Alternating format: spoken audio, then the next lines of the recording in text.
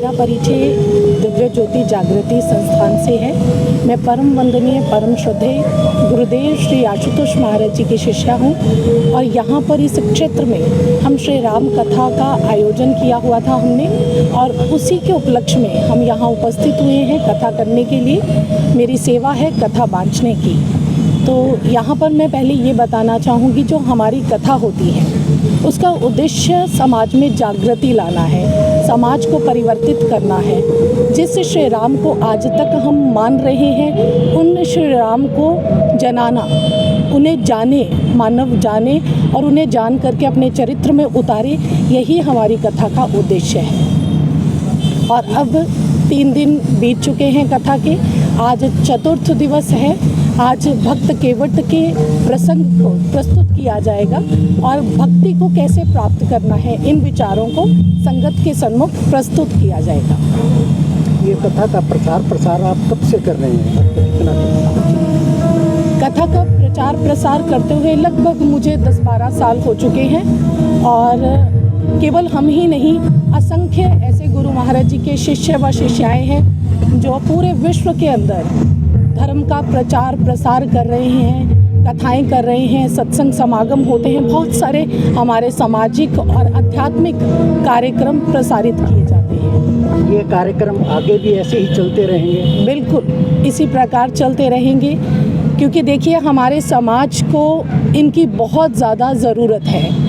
समाज के अंदर जब तक जागृति नहीं आती तब तक हमारे समाज का जो कल्याण है वो नहीं हो सकता, जो समाज है वो उत्थान की ओर नहीं बढ़ सकता। आम समाज को आप क्या संदेश देना चाहते हैं? युवाओं के अंदर यहाँ नशे की प्रवृत्ति ज़्यादा है। जी जी, उसके प्रति आप क्या संदेश देंगे? जी, अगर हम नशे की बात करें तो नशा ना केवल युवाओं के अंदर, बल्कि मैं कहूँगी हर वर्ग के व्यक्ति के अंदर है। कोई ना कोई व्यक्ति किसी ना किसी नशे के साथ जुड़ा हुआ है, चाहे वह युवावस्था में है, चाहे प्रौढ़ावस्था में है, सभी किसी ना किसी नशे के साथ जुड़े हुए हैं। और जो नशा है वो हमें अंदर से खोखला कर देता है। और परम वंदनीय परम श्रद्धेय गुरुदेव श्री आशुतोष महाराज जी का ये लक्ष्य है समाज को नशा मुक्त करना।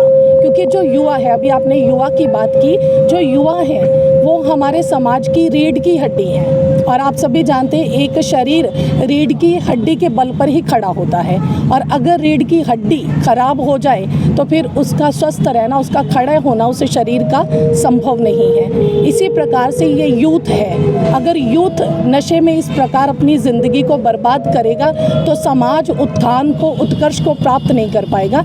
इसलिए यूथ के ऊपर कार्य हो रहा है। हमारी संस्था जो एक आध्यात्मिक संस्था है, ये आध्यात्मिक कार्य तो करती ही है, इसके साथ साथ सामाजिक क्षेत्र में भी कार्य कर रही है। समाज को नशे से मुक्त कैसे किया जाए, युवाओं को नशे से कैसे दूर रखा जाए, ऐसा अभियान चलाया हुआ है। हमारा परिकल्प है, बोध नामक परिकल्प, ये हमारे वर्कशॉप है।